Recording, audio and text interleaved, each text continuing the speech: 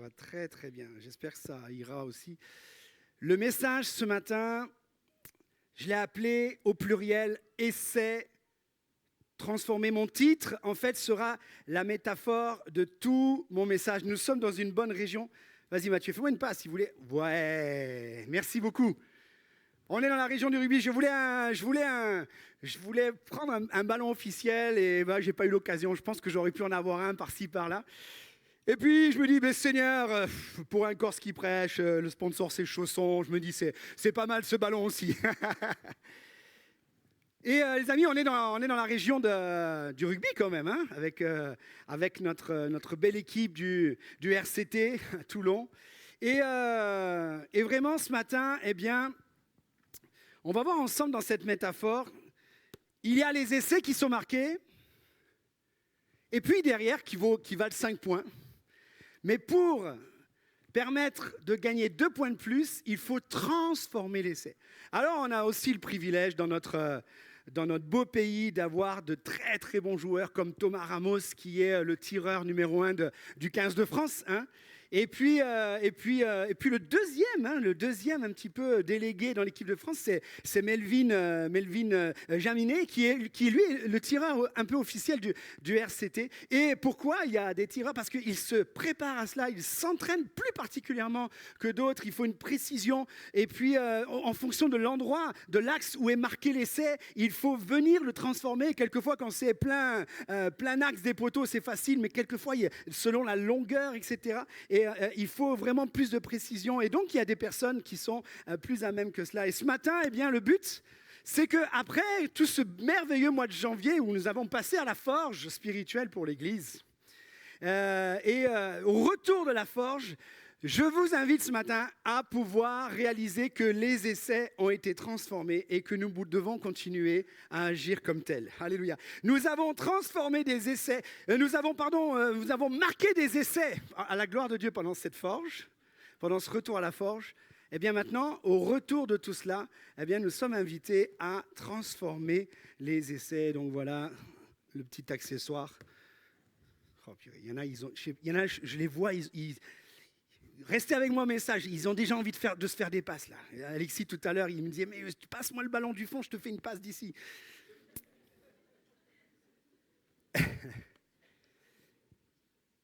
J'aimerais cheminer avec vous au travers d'un personnage de la Bible ce matin, qui, au retour d'un temps où il a été lui aussi dans une forme de forge spirituelle, il a impulsé une série d'actions pour la gloire de Dieu.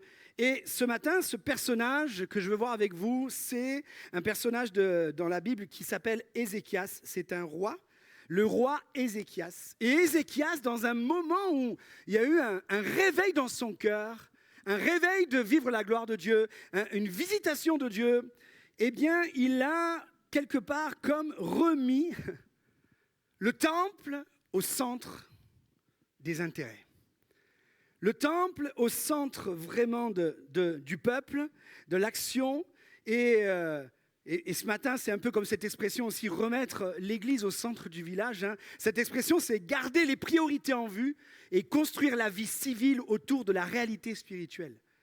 Et bien aimé, ce matin, si le temple doit être remis au centre des intérêts, si Ézéchias a remis le temple au centre des intérêts, si nous devons remettre en quelque sorte, comme cette expression, l'église au centre du village, pour que l'église soit au centre du village, il faut que Jésus soit bien et bien au centre de l'église. Et pour que Jésus soit au centre de l'église, il faut qu'il demeure le centre de notre vie. Alléluia. Et nous allons voir un petit peu, et j'ai pris 4 exemples que je vais survoler. Et il y a eu plus de choses que Ézéchias a fait, mais j'ai retenu cela. Et le premier exemple, je prends avec vous de ce qu'a fait Ézéchias dans ce temps d'affermissement spirituel et quelque part aussi de réforme. Ézéchias a réparé les portes d'entrée du temple. Ça faisait des années et des années que le temple de l'Éternel, donc le temple de l'Éternel, à ce moment-là, c'est l'endroit où le peuple devait se réunir pour offrir des sacrifices d'action de grâce, des sacrifices pour recevoir le pardon des péchés, etc., etc. Et ça faisait des années, à cause d'autres rois qui étaient iniques, eh bien que les portes du temple étaient complètement fermées. Et puis il y a eu d'autres endroits qui avaient été ouverts pour adorer des dieux étrangers. Et tout ça, c'était contraire à la volonté de Dieu. Et Ézéchias, lui, au premier mois, c'est écrit dans le deuxième livre des Chroniques, au chapitre 29, au premier mois de la première année de son règne. C'est la première chose que Ézéchias a accomplie. Ézéchias ouvrit de nouveau les portes de la maison de l'Éternel et il les répara. Il réouvrit le temple qui avait été déserté. Il réouvrit le moment où l'endroit où on vient rencontrer Dieu et il va venir aussi rappeler à tout le peuple qu'on doit venir célébrer Dieu. Il va là, en ouvrant cela, réintégrer cela. Il va réparer les portes du temple. Et réparer les portes du temple, bien aimé, c'est réparer la communion dans la présence de Dieu. Nous avons vécu ce mois de janvier où nous avons mis ces temps à part et on a été affermis dans la présence de Dieu. On a été bénis dans la présence de Dieu. Et dans le livre de Michée, Dieu dit à son peuple, dans un temps où il avait besoin de revenir, moi le Seigneur, voilà le désir de Dieu, d'hier comme aujourd'hui, jusqu'à ce qu'il revienne, moi le Seigneur, je veux rassembler à nouveau mon peuple. Je veux les rassembler comme un berger rassemble ses brebis, comme un troupeau dans son pâturage. Je veux leur ouvrir le chemin de la liberté. Ils franchiront la porte et sortiront par elle. Je serai leur roi et marchera devant eux l'Éternel. Je serai moi, l'Éternel, qui sera à leur tête. Voilà le désir de Dieu. Et quand Ézéchias va réparer les portes du temple, il est en train d'accomplir un désir de Dieu. Il est en train d'accomplir une volonté de Dieu pour son peuple. Et on pourrait penser qu'Ézéchias, je reviens sur ma métaphore, que Ézéchias, en réparant les portes du temple, il marque un essai. Mais pour nous, bien-aimés, la porte du temple, elle est déjà réparée. Car Christ nous a dit, je suis la porte. Jésus est la porte. Il a déclaré ceci. En vérité, je vous le dis, je suis la porte des brebis. Il nous compare là comme un troupeau dont il est le berger. Il rassemble et il va dire, je suis la porte qui permet d'entrer dans la bergerie, de rentrer, de sortir. Tous ceux qui sont venus avant moi, Jésus va déclarer cela. Tous ceux qui sont venus avant moi sont des voleurs et des brigands. C'est moi qui suis la porte. Si quelqu'un entre par moi, il sera sauvé. Il entrera, il sortira, il trouvera de quoi se nourrir. Alléluia. Bien-aimé, le temple du Seigneur, il est déjà réparé. Les portes du temple de Dieu sont déjà réparées. Et l'église de Jésus-Christ aujourd'hui est considérée comme étant le temple de Dieu. Et quelque part, de réaliser que l'essai, bien-aimé, est transformé quand nous laissons ouvrir ou fermer, quand nous laissons Jésus ouvrir ou fermer les portes dans nos vies. Les portes qui nous amènent à le rencontrer. Là, à venir, Seigneur, ouvre les portes, ferme les portes. On rentre une fois par la porte, on comprend qu'on est sauvé en Jésus. On rentre dans sa présence, alléluia. Et ensuite, la porte étant réparée, Jésus, nous le proclamons comme étant la porte. L'essai est transformé chaque jour quand nous laissons Jésus être la porte. Alléluia. Il veut nous conduire à la réussite. Bien-aimés, ne laissons pas nos hormones nous empêcher de transformer l'essai. Si ce sont nos hormones qui ouvrent ou qui ferment, on risque d'aller dans des chemins égarés. Si la porte de nos vies, elle est gérée par la soif de posséder, on ne va pas aller vers la réussite, vers la liberté. Si la porte dans nos vies qui ouvre, qui ferme, c'est l'appât du gain, ce sont les séductions ou les richesses de ce monde, ça va venir étouffer l'œuvre de Dieu et l'empêcher de se produire. Si la porte dans notre vie, ce sont les inquiétudes, les doutes, on va avoir du mal à vivre la réussite.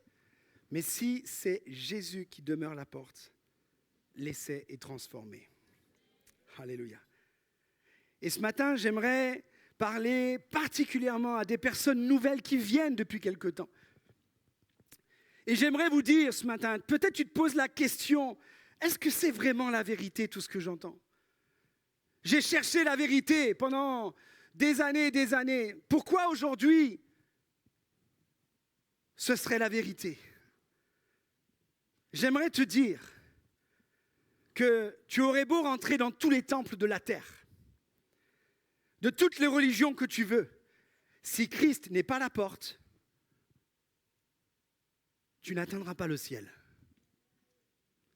La Bible déclare, puisque Jésus a dit « Je suis la porte, si quelqu'un entre par moi, il sera sauvé ». Question de salut. Il est question de vie éternelle. Dans un autre passage, l'apôtre Paul va venir nous dire, dans 1 Timothée, chapitre 2, « Dieu veut que tous les êtres humains, tous les hommes et les femmes soient sauvés. » Sauvés. Et parviennent à la connaissance de la vérité. C'est le désir de Dieu. Et il déclare ceci, il y a un seul Dieu. Et vous savez, beaucoup s'accordent pour dire, c'est vrai, nous croyons tous au même Dieu. Il y a un seul Dieu. Beaucoup s'accordent. Mais la Bible déclare, il y a un seul Dieu, mais il y a aussi un seul médiateur, intermédiaire entre Dieu et les hommes. Et cet intermédiaire, ce chemin-là, c'est Jésus-Christ, l'homme Jésus-Christ, qui est le Fils de Dieu, Dieu incarné, qui s'est donné lui-même comme rançon pour la libération de tous, nous dit la parole de Dieu. Et ce matin, je crois que quelqu'un a besoin de lâcher ses propres armes, du doute, de se dire, est-ce que de combattre, laisse là tes armes, rends-toi. Rends-toi à la providence divine et laisse Jésus être la porte qui te permet de toucher le ciel, de vivre la présence de Dieu et de connaître là cette plénitude. Alléluia. Et si vous êtes des nouveaux, ne le soyez plus. Transformez l'essai en passant du statut de nouveau à plus nouveau. Je suis plus nouveau. Et nous, on veut même vous aider. On a des outils pour que vous soyez plus nouveau. C'est-à-dire, venez, prenez contact, prenez un rendez-vous avec les pasteurs. Et puis, on peut aussi vous orienter vers aussi des services de relations d'aide et d'accompagnement que nous avons à l'Église. On a toutes sortes de conseils qui vont vous amener dans le cheminement de la foi. Et on veut vraiment bien que vous passiez du statut de nouveau à ne plus être nouveau. Et pour cela, on a besoin de se connaître un peu.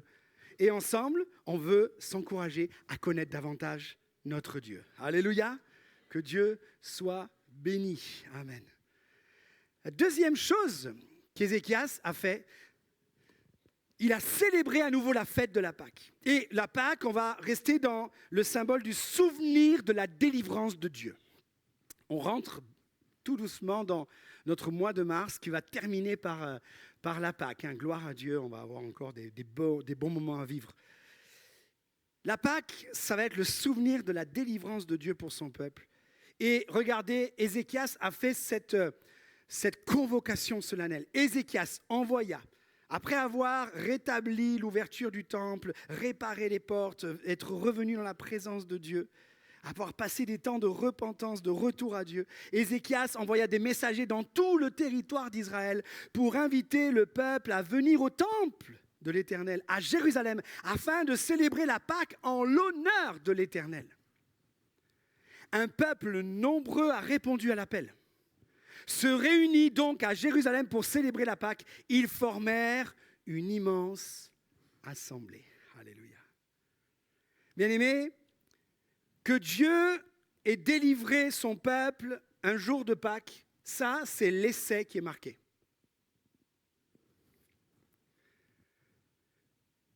Et pour nous aujourd'hui, transformer l'essai, c'est vivre et célébrer la Pâque chaque jour. Et bien aimé, Jésus-Christ est notre Pâque. Alléluia. Ouh, Jésus-Christ est notre Pâque. Je ne veux pas louper le cadre. Chaque jour, je veux célébrer Jésus-Christ, notre Pâque. Alléluia.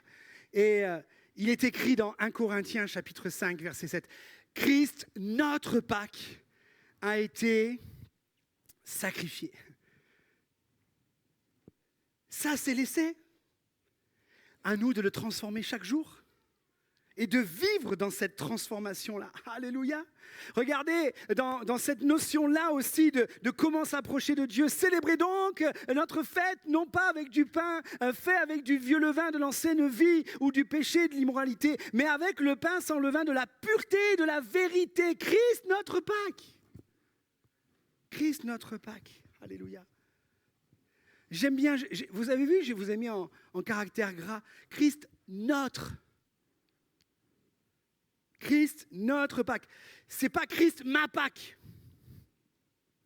Bien entendu, le salut, il est individuel. Le choix est individuel. Ce matin, des parents ont voulu consacrer un de leurs enfants à Dieu. Mais le choix, c'est le choix de l'enfant qui fera que lui fera de Dieu son Dieu. La notion du salut, du choix, elle est individuelle. Mais Christ n'est pas fait pour se vivre seul.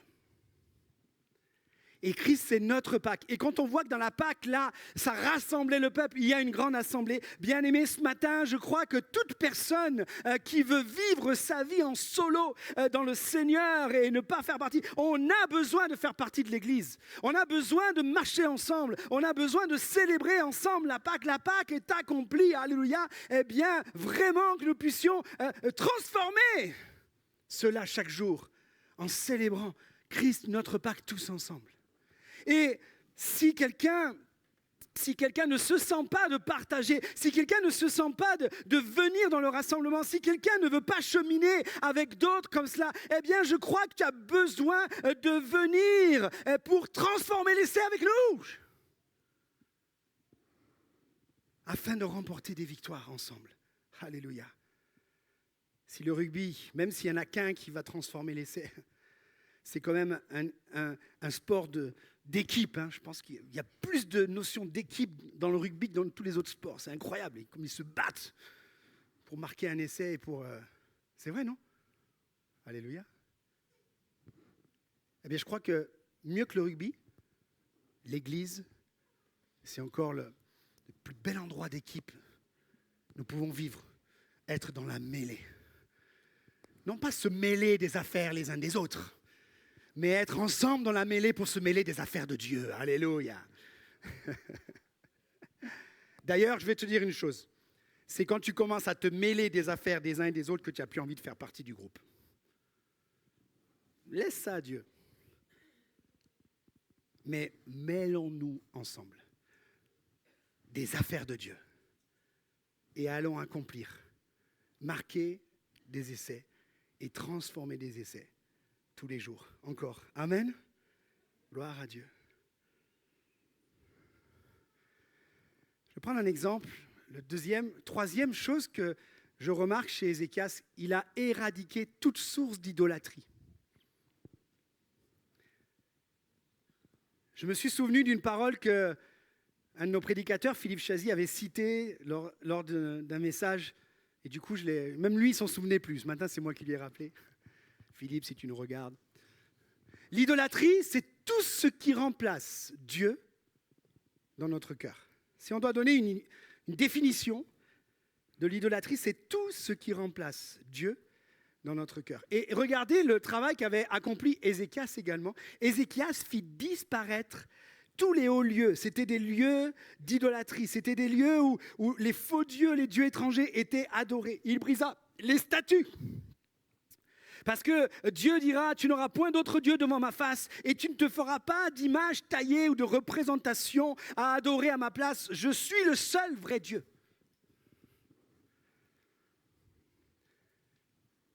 Il brisa les statues, abattit les idoles et mit en pièces le serpent de bronze que Moïse avait fabriqué. Car les Israélites avaient jusqu'alors commencé à brûler des parfums devant lui. C'est-à-dire qu'il y a eu un objet que Dieu avait... Je ne vais pas trop rentrer dans les détails parce que je ne voudrais pas sortir de ma pensée essentielle, mais du temps de Moïse, il y a eu un fléau à cause de la rébellion du peuple. Et il y a eu un fléau qui est arrivé et Moïse a intercédé et a dit à Dieu, mais viens sauver ton peuple de ce fléau. Et Dieu va donner une démarche à suivre. Ok, construis-toi là un serpent d'airain, du cuivre, du bronze, je ne sais pas comment vous voulez donner le nom de métal. Là, tu vas le mettre en hauteur de façon à ce que chaque fois que tout le peuple le voit, et quand il fixe le regard vers le serpent d'airain, il sera guéri. Et la Bible dit que tous ceux qui ont alors cru à ce que Dieu venait de dire, ils ont fixé et ils ont été guéris. Parce que Dieu s'y prend comme il veut pour agir. Et ce jour-là, c'est comme ça qu'il a voulu agir. Mais avec le temps, l'objet est devenu une source d'adoration à la place du Dieu qui avait demandé de faire l'objet. Et l'idolâtrie, c'est quand des choses prennent la place de Dieu. Une autre définition, ça sera un culte rendu à des idoles ou à des créatures adorées comme la divinité même. Mais non.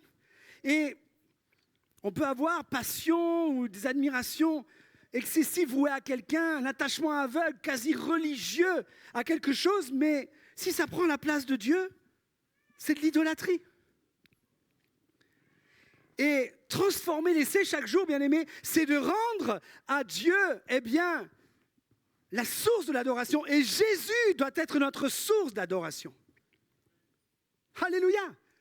Notre source d'adoration. Jésus va dire à la femme samaritaine lors d'une conversation, l'heure vient et elle est déjà là. Et si elle était déjà là il y a 2000 ans, à combien plus forte raison elle est là ce matin avec nous? Ou les vrais adorateurs. Les adorateurs que Dieu agrée, que Dieu, à la louange duquel Dieu prend plaisir. Les vrais adorateurs adoreront le Père en esprit et en vérité. En effet, ce sont là les adorateurs que recherche le Père. Dieu est esprit et il faut que ceux qui l'adorent en esprit et en vérité. Comment est arrivée cette conversation à ce moment-là? C'est que Jésus est en train de voir une personne, une femme, dans laquelle il voulait changer sa vie. Et il vient commencer à lui dire que si elle savait avec qui elle parle, si elle savait qui était celui qui parlait avec elle, elle n'aurait plus besoin de venir puiser de l'eau là, à ce puits, parce qu'en elle, elle serait désaltérée. En fait, Jésus est en train de dire à cette personne, toutes les sécheresses que tu peux avoir en toi, toute la sécheresse de ton âme, toutes les déceptions qui ont asséché ta vie du passé, en moi, tu peux avoir une source qui va jaillir jusque dans la vie éternelle. Et alors que Jésus va venir se révéler à cette femme comme étant le Messie, le Sauveur qui est envoyé, cette femme va commencer à dire, mais tu crois que tu te prends plus que celui pour qui, tu vois ce puits-là, ce puits est bien notre ancêtre, Jacob. Il a adoré. Il y a aussi l'endroit où on adore, c'est la montagne de Dieu, etc. Il y a les endroits et les manières de s'approcher étaient devenus plus importantes que la raison pour laquelle et vers qui on s'approche. Et là, Jésus va venir en disant, il n'y a plus besoin d'endroit, il n'y a plus besoin de position, il n'y a plus besoin de lieu précis.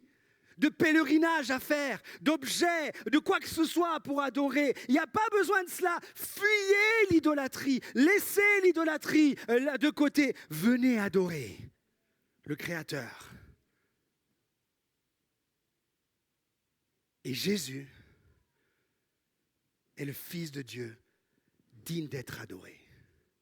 Voilà l'adoration, voilà le sens, voilà le but de notre vie à transformer chaque jour notre essai. Alléluia. Et vraiment, bien aimé, j'étais en train de réfléchir à ça et j'étais en train de me dire, mais est-ce qu'on réalise que les habitudes peuvent nous rendre idolâtres? C'est-à-dire que, et peut-être on pourrait même switcher et revenir sur le message de Jérémie la semaine dernière, la différence entre le fait de devoir obéir et l'obéissance. La passion qui m'amène à obéir. Et je me suis aperçu avec les quelques années que nous venons de passer que les habitudes peuvent nous rendre idolâtres. Parce que quand le confinement est arrivé, de manière soudaine, il y a eu quelque chose qui s'est produit, c'est que ça a changé les habitudes. Pas le choix. La France qui s'arrête d'un soir au lendemain, ça change toutes les habitudes. On ne va pas revenir sur le confinement. Peut-être pour certains, c'est une période que tu veux même oublier parce que c'était compliqué. Mais qu'est-ce qui s'est passé? De nouvelles habitudes ont été prises. Et on s'est aperçu, pas avec vous puisque vous êtes là ce matin, mais que quand même, beaucoup de personnes ne sont plus revenues à l'église.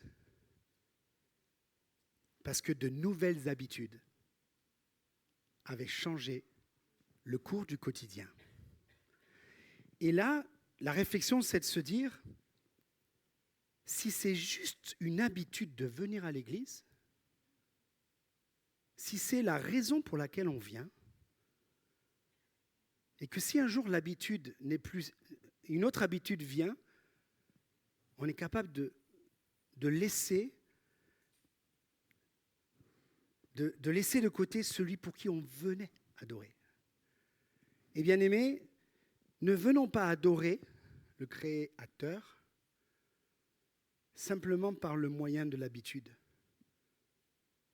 mais que ce soit le cœur de notre adoration, la passion de notre adoration qui va faire que c'est ma priorité. Ce n'est pas une habitude, c'est ma priorité dans ma vie. Tu peux lire la Bible par habitude, mais si tu la lis par passion, tu la lis par priorité. Amen.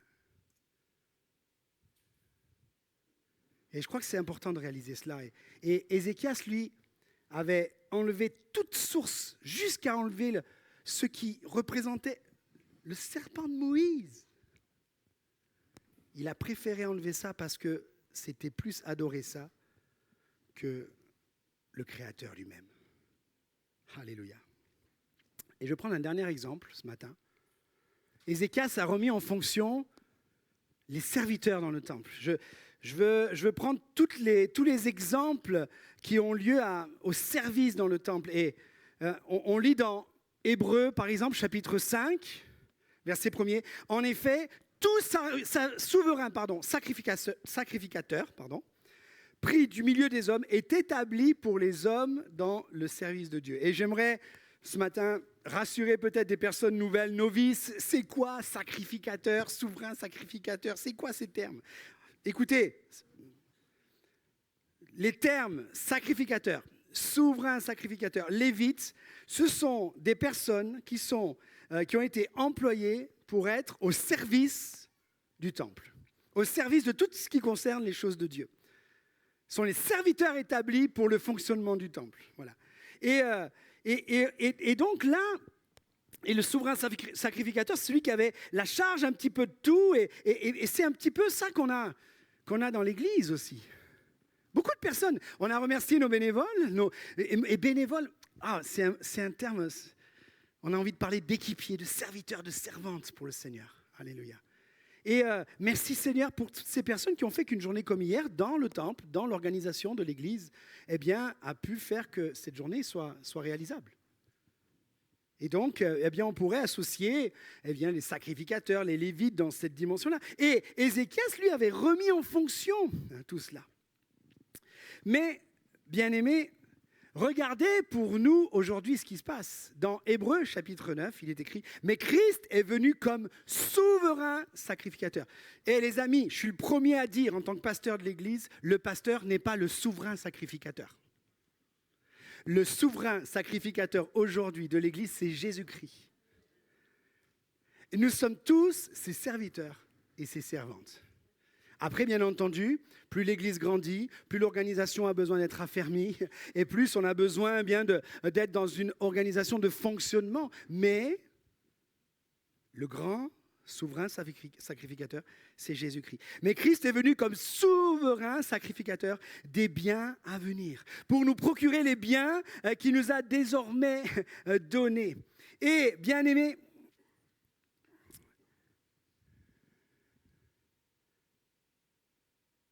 la fonction, elle est active pour tous. Puisque regardez ce qu'il est déclaré aussi de Jésus. Ainsi, frères et sœurs, nous avons par le sang de Jésus l'assurance d'un libre accès au sanctuaire. Alléluia. Et qu'est-ce qu'a fait de nous Jésus-Christ? Il a fait de nous un peuple de sacrificateurs.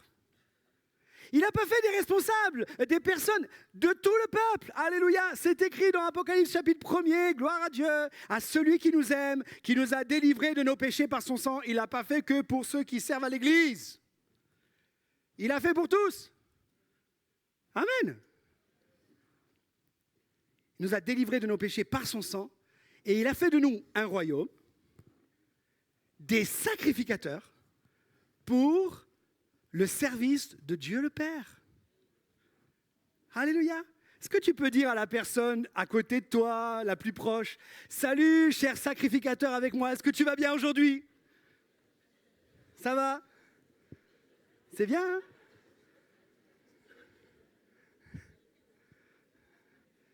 Est-ce que tu vas... Et c'est bien parce que peut-être tu viens de dire bonjour à quelqu'un, c'est la première fois qu'il vient, tu es poli, et puis eh bien, tu as prophétisé en disant bonjour, bienvenue, future personne qui va se faire connaître et qui va passer du statut du nouveau à plus nouveau.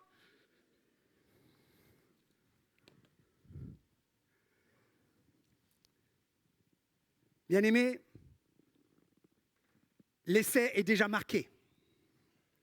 Jésus est le souverain sacrificateur. Transformer l'essai chaque jour, c'est servir pour le Seigneur. Alléluia. On va pas aller à la forge tout un mois, jeûner, prier, pour après ça faire comme si la vie n'avait pas changé. Alléluia, on va changer nos habitudes. Amen. Et je crois que le service, eh bien, c'est l'appel pour tous. Gloire à Dieu. Merci Seigneur. Et, eh bien, on veut vous inviter également de passer du statut à plus nouveau, mais serviteur maintenant. Alléluia. En sachant que, bien entendu, pour servir, en plus de l'aptitude qui est là pour un service, elle implique aussi une attitude. Et la Bible nous parle aussi eh bien, de choisir des hommes, des femmes de qui on rend un bon témoignage, remplis du Saint-Esprit, de sagesse. Eh bien, nous les chargerons du travail. Gloire à Dieu. Quelle joie de pouvoir faire partie ensemble de la team qui sert le Seigneur. Alléluia. Ça va bien? Amen. Est-ce que tous les futurs personnes au service peuvent lever la main ce matin à l'église là? Oh purée, encore du travail. Il y a quelques-uns. Amen. On veut continuer à avancer ensemble. Et aussi, eh bien, vivre non seulement de nouveaux services. Et vous savez, quand on sert avec passion, pas pour obéir, mais avec obéissance, quand il y a la passion, vous savez quoi? On a envie d'en faire plus. On a commencé une réunion de maison cette semaine, gloire à Dieu, alléluia. C'était tellement bien. Les personnes qui ont accueilli, Ils étaient tellement contentes de pouvoir accueillir. Des personnes sont trop éloignées du lieu central de rassemblement pour pouvoir se rassembler. Et quelle joie on avait, nous, de voir des frères et sœurs qui ont pu, un moment dans la semaine, pouvoir se réunir dans un rassemblement et célébrer Christ, notre Pâques, ensemble. Et de voir combien c'était plaisant. Et vous savez, des personnes ont ouvert leur maison et le lendemain, elles m'ont appelé. Christophe, à partir du mois de mars, on voudrait ouvrir 2 fois la maison dans le mois parce qu'une fois, c'est pas assez. Gloire à Dieu. Et je me dis que le jour où on fera 3 et 4 fois dans le mois, à un moment donné, eh bien, c'est comme ça qu'on va bâtir une nouvelle église. Alléluia. Amen. Est-ce que cette passion, elle brûle dans votre cœur? Moi, je vous dis, elle brûle de plus en plus dans mon cœur. Parce que je demeure un Corse et je ne vais pas commencer à faire 5 à 6 cultes le dimanche. Hein. Faut que je me repose un peu. Bien aimé, pardonnez-moi, je mets un peu d'humour. Mais la passion de nous amener à voir une vision qui va faire que le peuple de sacrificateurs, quand Jésus est le souverain sacrificateur, il doit se multiplier. Et personnellement, Seigneur, tu connais mon cœur, je préfère un jour avoir 5 lieux de culte un dimanche plutôt que de faire 5 célébrations dans le même lieu un dimanche. Amen. Que Dieu nous aide à nous investir. Parce que ouvrir des lieux de culte va aussi démultiplier les fonctions, les services. Et vraiment, je crois Dieu, merci Seigneur, que nous avons encore plein d'essais à transformer comme ça. Amen. Ça va? OK? Allez.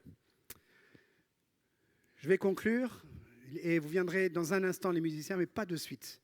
J'aimerais finir en disant ceci. Ne laissons pas l'adversaire nous empêcher de transformer nos essais. Pardon, messieurs, pardon, mesdames, fans de rugby, de vous rappeler ce moment terrible que nous avons vécu il y a quelque temps.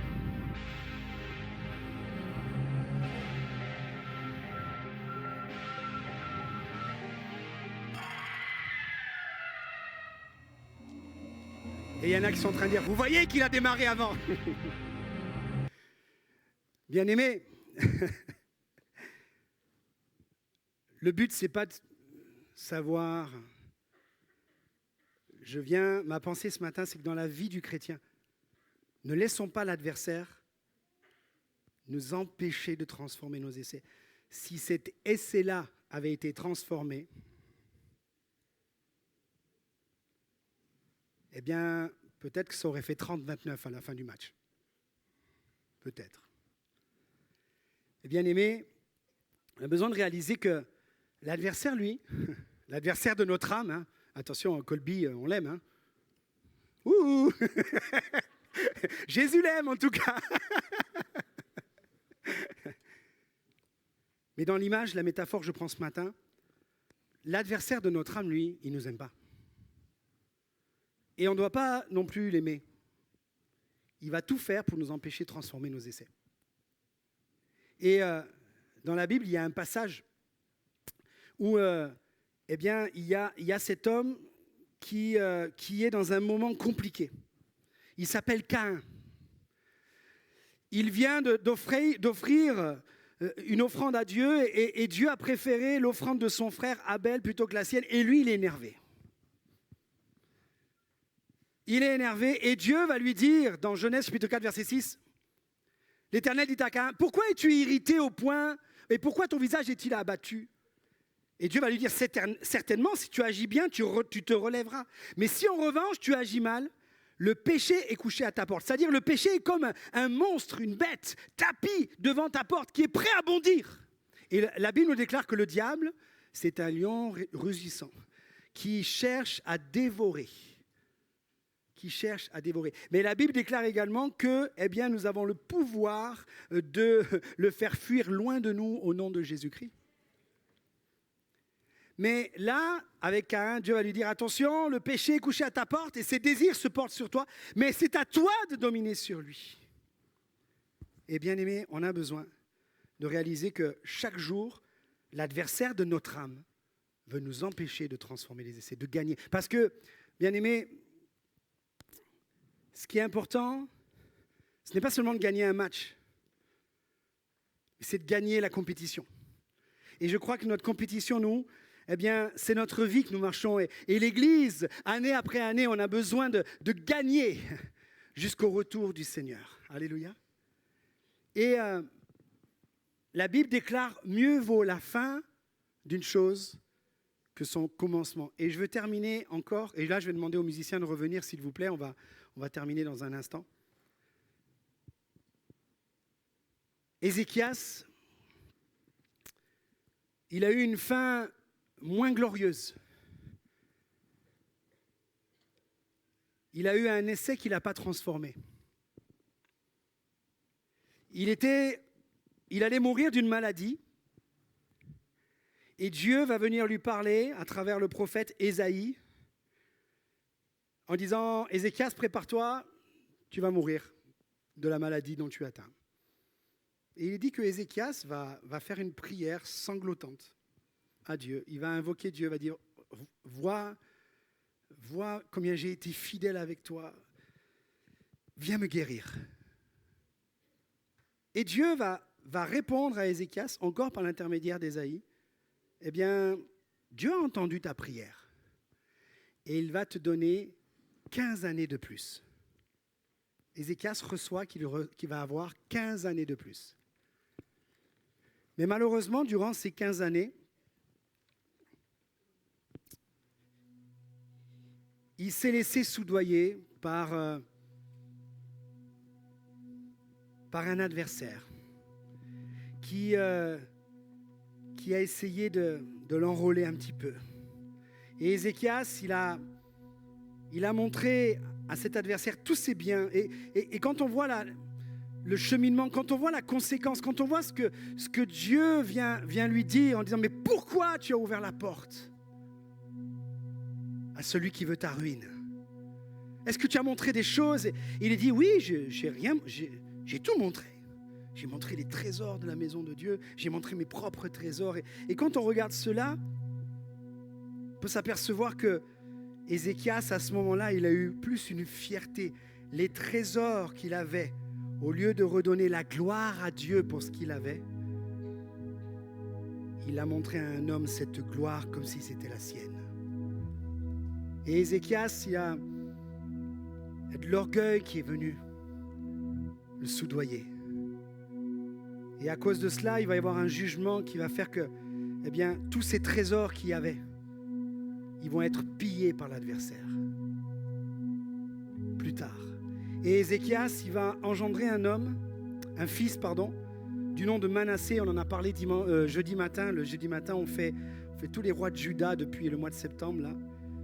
Et on voit que Manassé, ça a été le roi le plus inique et le plus éloigné de la volonté de Dieu dans toute l'histoire des rois de Juda en Israël. Et bien aimés, j'aimerais ce matin, je ne veux pas vous décourager avec ça, mais je veux vous fortifier. Ne transformons pas les années de plus en années de trop. Que tout ce que Dieu nous donne, que tout ce que nous vivons pour Dieu, que tout ce que Dieu va nous donner, que toute cette bénédiction que nous sommes en train de vivre,